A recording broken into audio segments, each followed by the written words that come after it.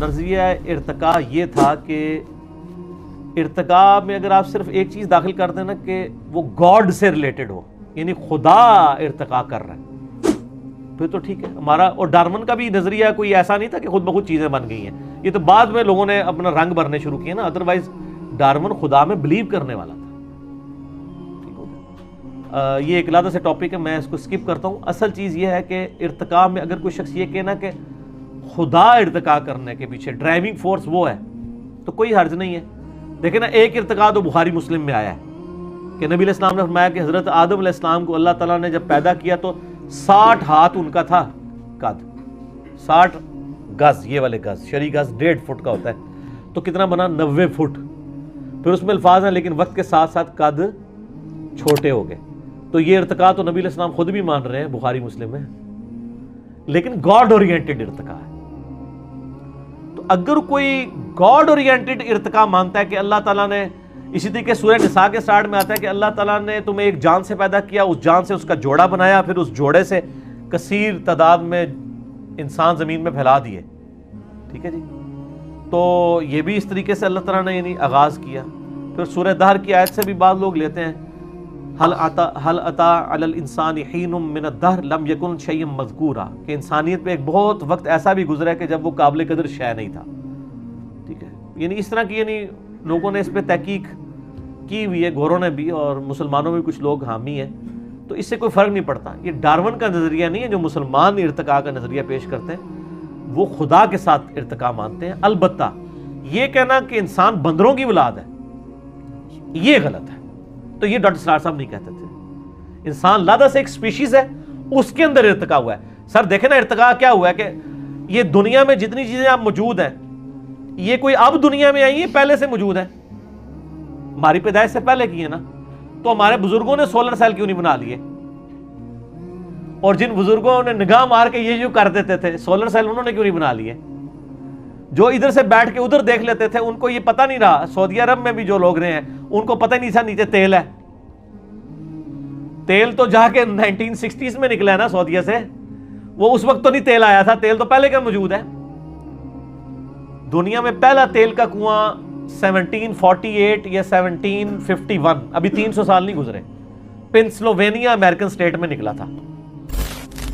حادثاتی طور پہ۔ اس کے بعد وہ ابھی بھی انہوں نے رکھا ہوا ہے کنواں، آپ یوٹیوب پہ جائیں نا، باقاعدہ لوگ اس کی زیارت کے لیے جاتے ہیں، ظاہر ہے وہ ایک ٹرننگ پوائنٹ تھا نا ہسٹری کا،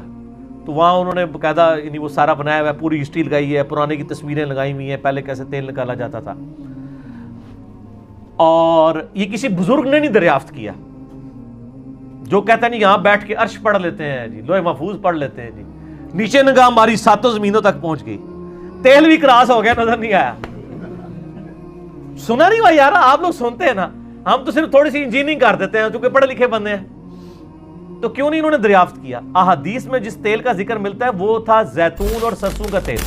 وہ کھانے پکانے والا تیل ہوتا تھا، اسی کے دیے بھی جلتے تھے۔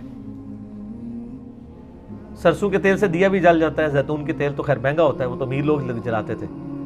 اسی لیے وہ بخاری مسلم میں آیا نا کہ رات کو اپنے دیے بجھا کے سو،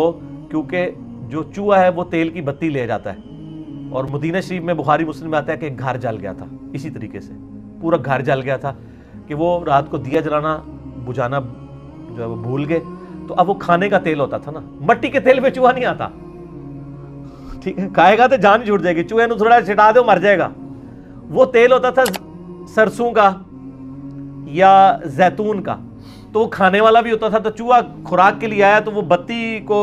ساتھ ہی لے گیا، تو وہ جہاں جہاں بتی وہ جلتی رہی تو وہ آگ لگ گئی، تو نبی علیہ السلام نے اسی لیے منع فرما دیا کہ رات کو جو ہے نا، اور آج کے ماڈرن دور میں بھی رات کو ہیٹر وغیرہ جو گیس کے بجھا کے سونا چاہیے، کیونکہ بعض کا آپ کو پتہ ادھر بھی حادثات ہو جاتے ہیں۔ تو اس طرح کے جو یہ تیل نکلا ہے، یہ جو مٹی کا تیل ہے یا پیٹرول یا ڈیزل، یہ تو بہت بعد میں نکلا ہے۔ نبی علیہ السلام کی آپ سمجھ لیں وفات کے تقریباً 1100 سال کے بعد یہ زمین سے دریافت ہوا ہے، تو یہ تو پہلے لوگوں کو نہیں پتا تھا، یہ بعد میں ہے نا، تو یہ تو کسی بزرگ نے نہیں دیکھا، تو اللہ تعالیٰ نے دنیا بقدر ایفرٹ رکھی ہوئی ہے، تو زمین پہ ساری چیزیں موجود تھیں، لیکن انسان کو اللہ تعالیٰ نے آہستہ آہستہ ارتقاء کروایا۔ آج بوئنگ 747 جو بنا ہوا ہے، یہ جیٹ انجن جو اس میں لگائے ہوئے ہیں، اس کا مٹیریل تو لاکھوں سال سے زمین پہ موجود تھا، پہلے انسانوں نے کیوں نہیں جہاز بنا لیا؟ ظاہر ارتقا ہوا ہے نا وقت کے ساتھ، اللہ تعالیٰ نے انسان کے دماغ کا ایک مینٹل لیول رائز کروایا ہے نا، پہلے کے لوگوں سے آہستہ آہستہ بڑھا ہے نا، ان میں چلے اور خوبیاں تھیں، لیکن آج کل انسانوں کا جو انٹلیکچوئل لیول ہے ظاہر ہے وہ بہت بلند ہے ایز کمپیئر ٹو پرانے لوگوں کے. تو وقت کے ساتھ ساتھ جو ہے نا وہ اس طرح کا اگر کوئی ارتقا مانتا ہے انسان کی اپنی اسپیشیز کے اندر کہ انسان کو اللہ نے انسان ہی پیدا کیا تھا، پھر وقت کے ساتھ ساتھ برین میں ارتقا ہوا، اس طریقے سے قد بت میں ارتقا ہوا، رنگت میں ایشوز آئے، تو اس ارتقا کو گاڈ اورینٹڈ رکھیں تو اس ارتقا کو تو ہم مانتے ہیں. لیکن اگر خدا سے ہٹ کے آپ بات کریں گے